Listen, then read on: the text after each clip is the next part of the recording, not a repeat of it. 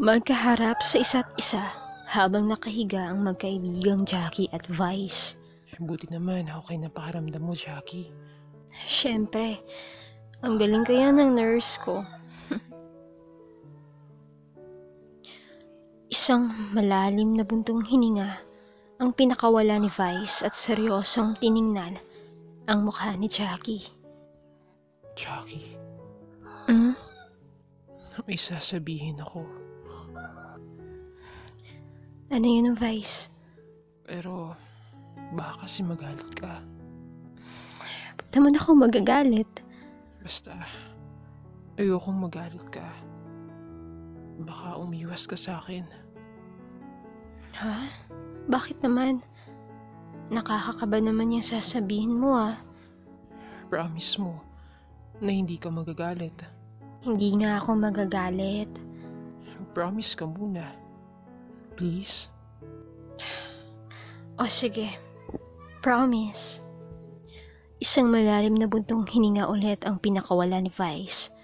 Tila buwebelo sa mga susunod na sasabihin.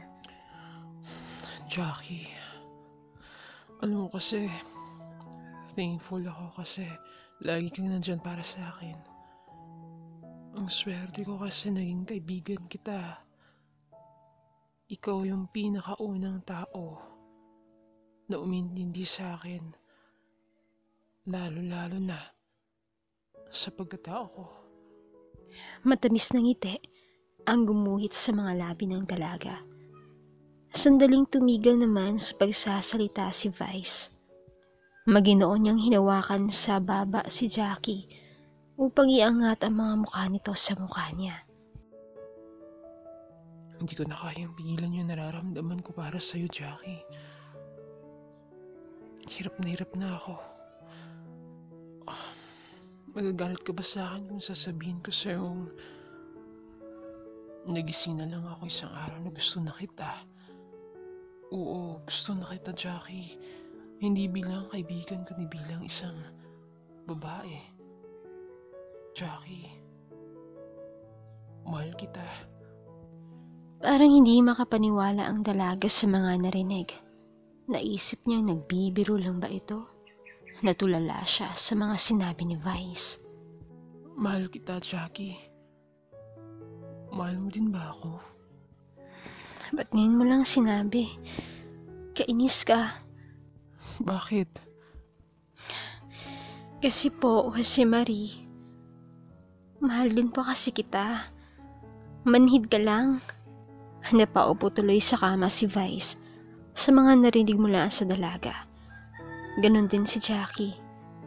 Kinurot pa nito ang tagiliran ni Vice. Talaga? So, you mean... I love you too. Isang mahigpit na yakap ang ipinadama nila sa isa't isa. Ilang minuto lang sila sa ganoong posisyon. Unang kumawala si Vice at muling hinarap ang babaeng pinakamamahal niya. I love you, Jackie ko.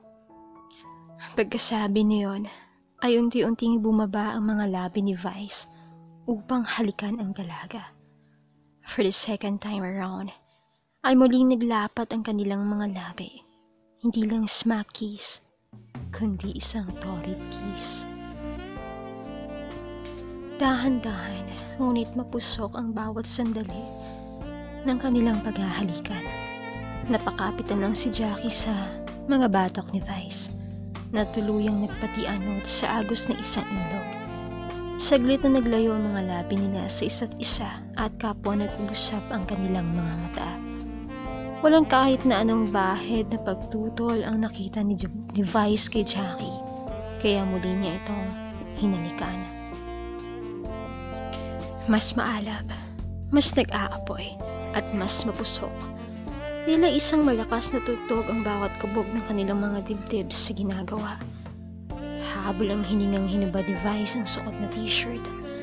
Pagkatapos ay muli inangkin ang mga labi ng nobya at dahan-dahan niyang inihiga ang dalaga sa kama. Jackie, Vice, Napapikit na lang ang dalaga nang bumaba ang halik ng nobyo sa kanyang leeg. Napapasinghap siya sa bawat dampe ng mga labi ng nobyo sa balat niya. Ang maiinit itong hininga na nagpapadagdag sa kanyang kabaliwan. At nang muling magmulat ang kanyang mga mata, napabalikwas si Jackie sa pagkakahiga. Hawak-hawak ang hibla ng kumot sa kanyang dibdib. Uy, sis. Paano ka? Pawis na pawis ka. Inabangungot ka ba, ha? Sandali lang, kuha kita ng tubig. Naiwang tulala tuloy si Jackie. Oh my God! Panaginip lang pala ang lahat.